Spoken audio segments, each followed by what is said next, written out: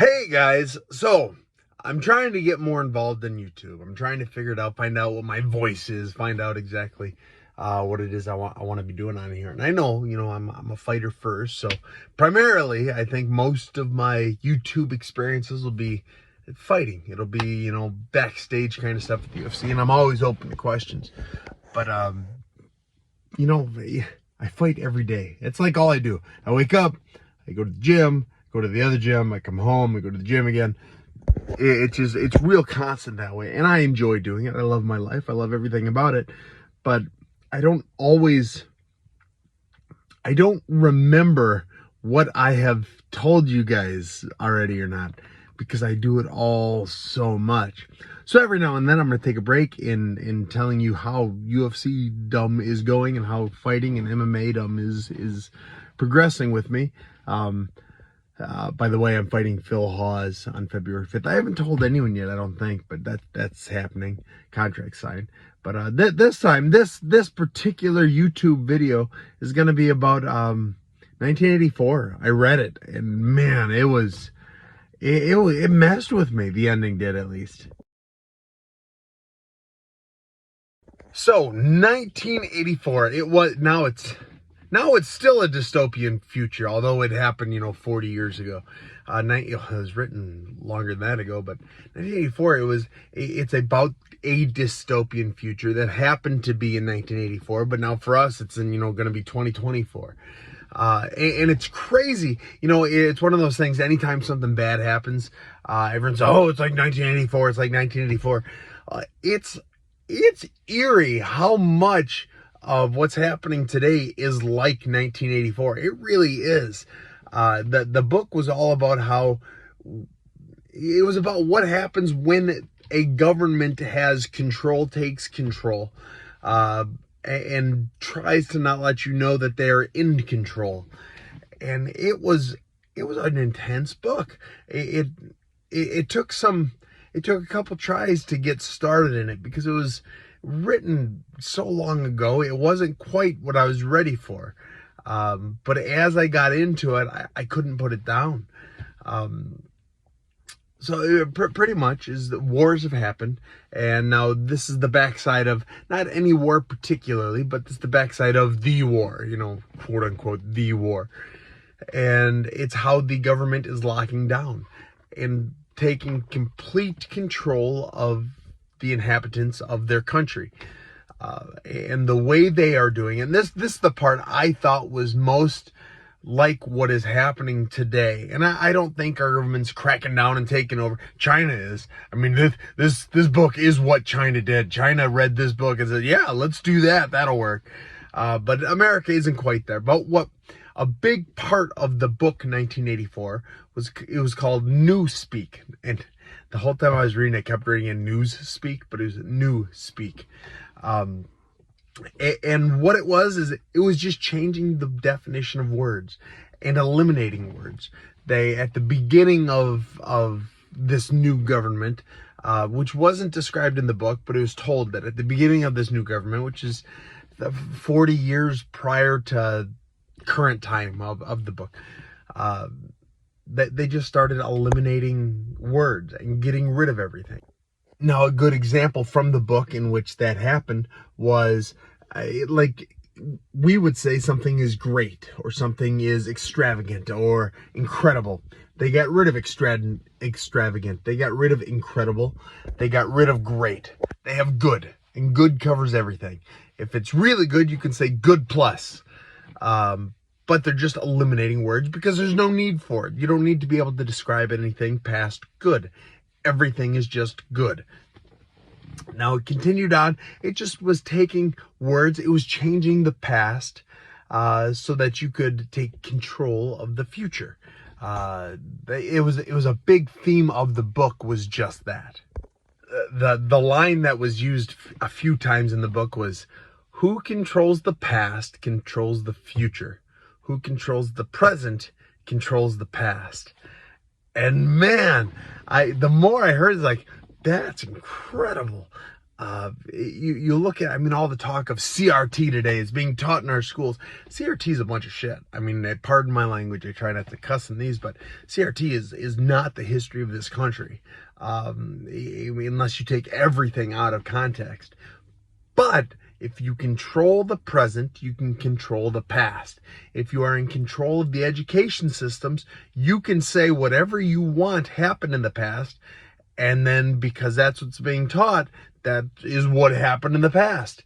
And because you say that happened in the past, you can then say, we need to change this in the future.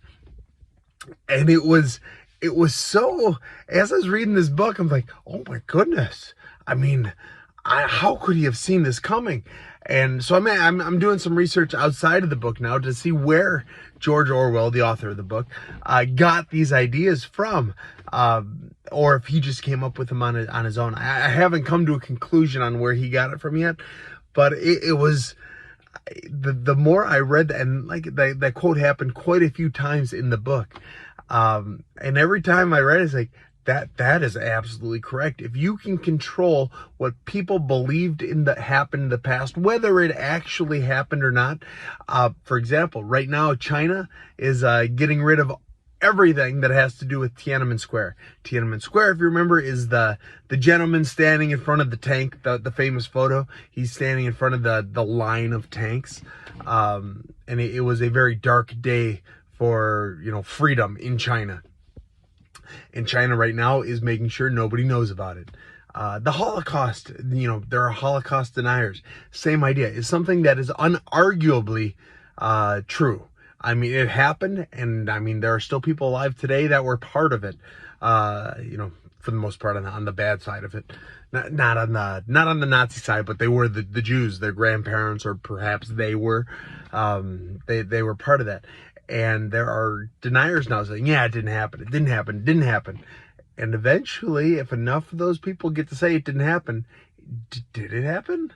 And that was kind of a big thought of the book. The book's entire point, not the entire point, but the book's big point was, if you can control what people thought happened, you can control what they will think in the future. Now, for the actual book, the main character in it, his name is Winston. And he was just a frumpy nobody. He was just part of the system.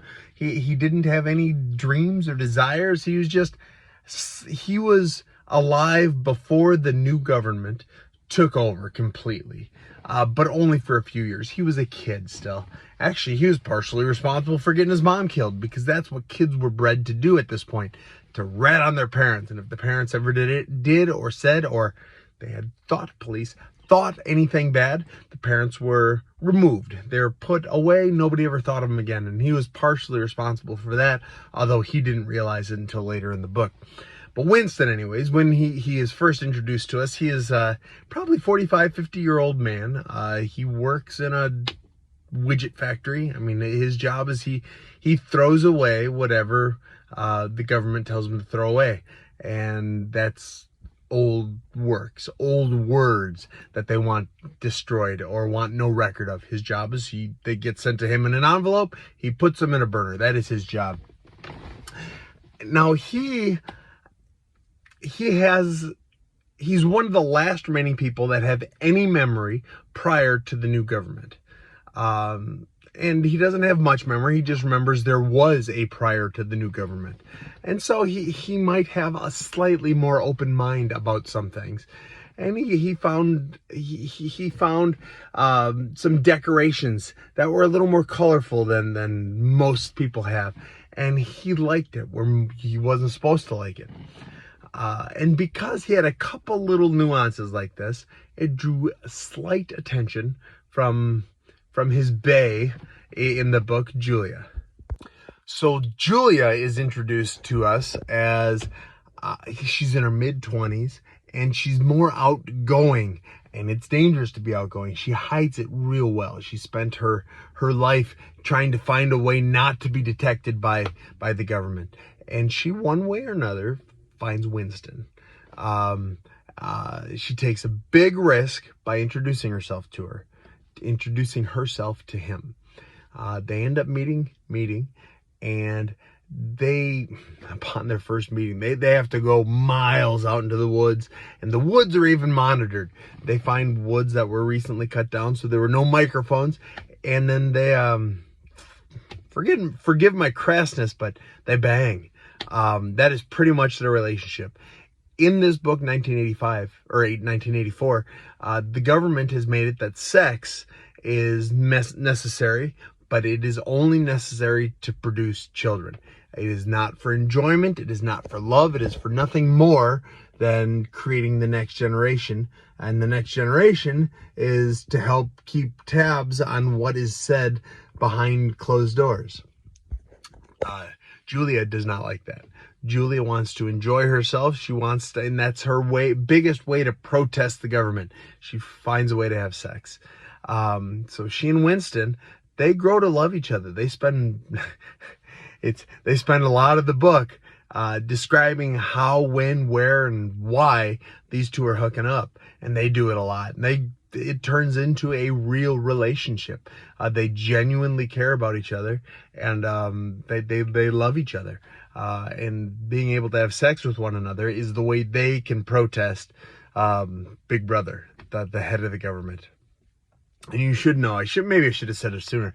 You know, you've all heard Big Brother. Big Brother is not an actual person. It is just a figurative. He's at the top. Big Brother is up there. And in reality, it's just the name for the government, Big Brother. So Julia and Winston, they hook up just a lot. They spend a lot of the book just finding a way to be with one another where nobody can see it. So together, Julia and Winston, they despise Big Brother. Julia has always disliked it. Winston was just aware that maybe he should dislike it, but the two of them got together and now they are strongly against it. And they find a man who is going to take Big Brother down. They go in, they have a meeting, and they discuss what's going to happen next. And it's gonna be bad. We're gonna ruin the system. And then Julia and Winston go back to their secret apartment, and they have sex one last time. And then Big Brother shows up. Big Brother has found them. The individual that they were just speaking with on how to take Big Brother down was a double agent and was just a big high-ranking member of the Big Brother government. And he found out where they lived and has taken them down. Now they wanted to make a scene. They wanted to make a statement with Julia and Winston. So they separate them, and then they go into... We don't hear from Julia again till the very end of the book. We're with Winston, and they are torturing Winston. They are pulling parts off. They're starving him. They are making him absolutely miserable. Their goal is they need to have Winston want Big Brother, need Big Brother, love Big Brother. They want to make him change 180 degrees. They want him to be in love with Big Brother. And so Winston does just that. He says, Big Brother's great, Big Brother's great, Big Brother's, I will do anything for Big Brother. They are right. I was wrong. And he says, you know what? And towards the end of the torturing, he said, listen, guys, you have everything. You have everything you want me to say. But I'm not broken. I am not. There's still one thing. There's still one thing that you guys will never be able to take from me. And that's his love for Julia. And Big Brother organization says, you know what? You're right. All right. So they keep him a prisoner, but they start feeding him again. They give him a decent life for what seems to be 7 to 9 months. They fatten him up. They give him as comfortable as living as he's ever had. And then they bring him in to want one more day. And they say, yeah, you still love Big Brother? And Winston says, Big Brother's the shit. I love Big Brother. This world is a better place with him. And then they have found out, probably through torturing Julia, what Winston's fear is. It's rats. So they have a cage of rats that is getting closer to being locked onto Winston's face. And they say, you know what you have to do, Winston. You know what you have to do, as they're getting this rat box closer. And he's describing the rats. These rats are hungry. They've been tortured. They've not been fed in a while. They are going to eat through your face. And we're going to lock it on there. And we're going to let it happen because that's what we're doing. And as it's getting closer, Winston is panicking. And then he just starts sobbing and screaming, take anyone, put it on anyone but me, put it on Julia. That was the one thing they wanted. They wanted to take the one thing that Winston had going for him was his love for Julia, and they wanted to use it against him, and they broke him. They ruined him. The one thing that he truly cared about Julia, they took from him. And that was their goal. Instead of putting the rats on, they closed the gate, put the rats away, and said, all right, you're free to go now. And they released him out into the world. Now, they gave him his job back with a little extra money, but they broke him. And everybody knew that he's different now, that he's broken now. And they did, turns out, we find out, they did pretty much the exact same thing to Julia. Towards the end of the book, Winston and Julia meet up in the street, and they kind of chat, but they never really look at each other, and they say, they broke me. They broke me. I tried not to. I made them do everything to me, but they broke me. And Julia said, yeah, they broke me too. And they kind of had a moment where they just stared off and then they went their own ways. The loves of their lives were stripped from them because the government needed to make a point. And it was so impactful. I mean, as I was reading this, I just trying to convince myself that I wouldn't do that to my wife. And I am sure I would let them put the hungry rats on my face, or whatever my fear is. I am sure I would not do it. I would not give up the only thing of me that I would rather die than give up my wife. I'm sure of it. But then the thought is, well, maybe not. Maybe what if they found the one thing, if there is one thing, that they could take from you? And then that made me doubt, think of, well, what is the one thing? Is there one thing? And then I get, well, what if they did something with my kids? What if they were torturing my kids unless I denounced my wife? It's like, good God, but then I couldn't let them torture my kids. I would have to denounce my wife. So, well, then I'm denouncing my wife. Yeah, but she would want me to for the kids. So it messed with me a little bit. And the book pretty much ends with Winston drinking himself into an early grave, between shifts. He goes to the bar, he drinks his gin, he thinks about what was and how great Big Brother is. Long live Big Brother. How the moral of the story was the government wins. The government takes what it wants, does what it wants, and, decides who gets what. If you fight, you get broken. And it was such a good book in that regard, because it really does make you think about what could be around the corner. Not that the U.S. is going that way, but like I said, they are changing the definition of words. If they're changing Christmas to Happy Holidays, means the same thing, but not really. That they're changing. I mean, how many words that you could say 30 years ago you can't say now?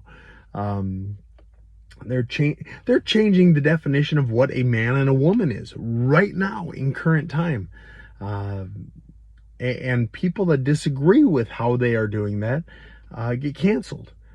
And it's just crazy to think about. So much of what is happening right now was written in this book back in 1984. So I probably should have said spoiler alert at the beginning, but I think y'all got the gist of it pretty early. I would recommend reading it. It's been a few weeks now since I've read it, and it's still sitting in the back of my mind, just kind of going. I enjoyed it. It was a hard book to finish reading, but it was a book I'm very happy I did. So I recommend it, you guys. Tell me what you think about it. And that's kind of my summary of 1984. Yeah, have a great week, and I'm gonna keep posting. Tell your friends to log, to sign up and watch my YouTube too, because I'm not gonna inundate you guys with too much stuff.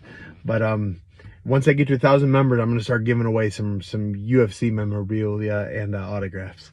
Thanks a lot, guys, and we'll talk again soon.